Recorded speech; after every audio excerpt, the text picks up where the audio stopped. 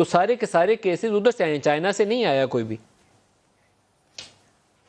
ہاں یہ بڑی ایک امپورٹنٹ بات ہے جی کہ ابھی تک ہمارے پاس ایک بھی پیشنٹ پازیٹیو نہیں ہے کہ جس کا لنک جو ہے وہ ڈائریکٹ چائنا سے ہو.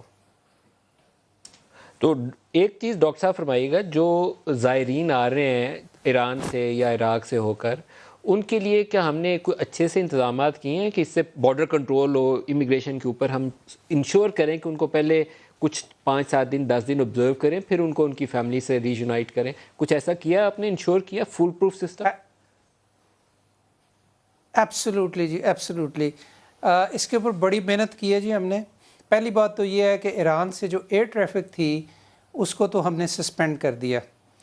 دوسرے یہ کہ جو ہمارا لینڈ روٹ ہے ایران کے ساتھ تفتان زہدان کا جو بارڈر ہے, اس کو ہم نے وہاں میں خود بھی گیا تھا, ماہرین کے ساتھ مل کے وہاں کی صورتحال کو سامنے رکھ کے سارے سیکٹرز کو ساتھ ملا کے ہم نے اس کی ایک پلاننگ کی. کوئی شخص, کوئی بھی زائرین جو لوٹ کے آ رہے ہیں ایران سے, وہ یہ بارڈر کراس کر کے پاکستان نہیں آ سکیں گے جب تک کہ انہوں نے 14 دن کا کوارنٹائن جو ہے وہ سمٹم فری وہاں پہ گزار نہ لیا گیا ہو.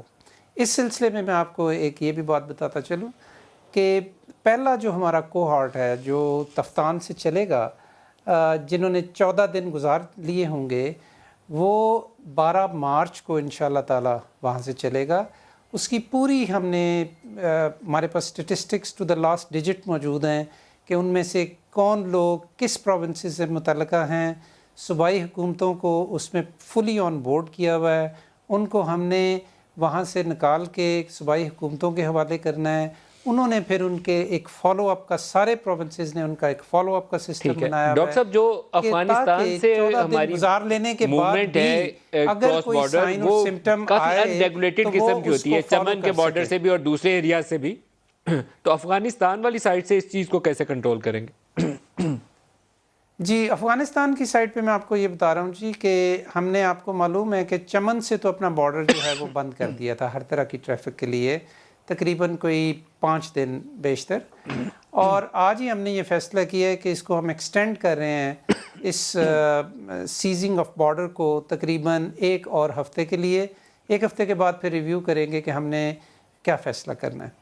دوسرے یہ کہ جو ہمارا اور چائنا کے ساتھ جو ہماری ایئر ٹریفک تھی اس کو, جی پہلے یہ کمپلیٹ کر لیں جی, کر لیجئے پہلے کمپلیٹ. جی ہاں جی. سو تورخم جو ہے جی, وہاں پہ ہمارے تقریباً 7 سے 8 ہزار لوگوں کی ٹریفک ہے ڈیلی کی, جو کہ پیڈسٹرینز ہیں, جو پرائیویٹ پیسنجرز ہیں جو آتے ہیں, اور تقریباً 500 سے زیادہ ٹرکس جو ہیں وہاں پہ ڈیلی ٹرانزٹ ٹریڈ کے حوالے سے وہاں پہ ان کا گزر ہوتا ہے. تو اس حوالے سے بھی تورخم پہ بھی ہم نے ہیلتھ اسکریننگ کا بڑا ایک اسٹرانگ سسٹم ان پلیس کیا ہے, اور یہ بہت بڑے نمبرز ہیں جی, لیکن ان کی پراپر اسکریننگ کرنے کے لیے پوری پلاننگ ہو گئی ہے.